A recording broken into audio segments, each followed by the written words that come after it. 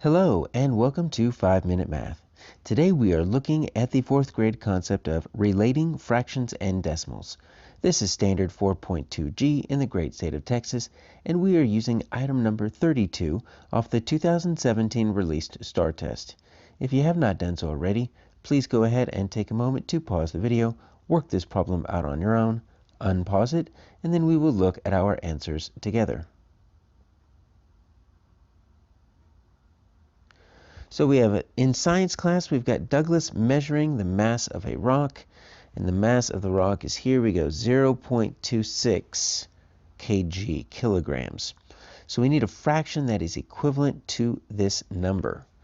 So let's pull up our place value chart here, and that's going to help us kind of understand what we're looking at.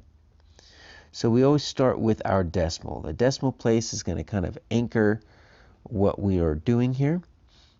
Before we really started looking at decimals in 4th grade, the ones place was always the furthest place value to the right. But now, it's just the place value that comes to the left of the decimal. We find our decimal, we move one to the left. That is our ones place. To the right of the decimal is when we get into our fractions.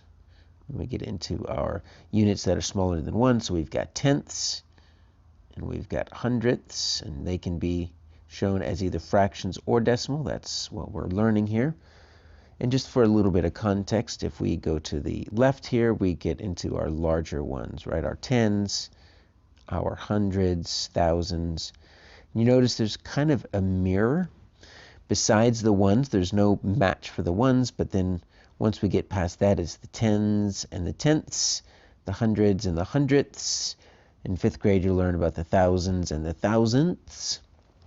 But what we're looking at here is this 0.26. So that decimal is going to kind of anchor and tell us where we're putting our numbers, so they're not just floating around in space. So there's my 0.26, and it's on my place value chart. Now, as we can see, there are no ones. It's a 0 there, so it's just kind of a placeholder, which means we are going to not need a whole number. It's just going to be a regular proper fraction. So I'm going to go to two different place values. I've got a 26. Now, when I'm looking at this right here, I've got 2 tenths, 6 hundredths.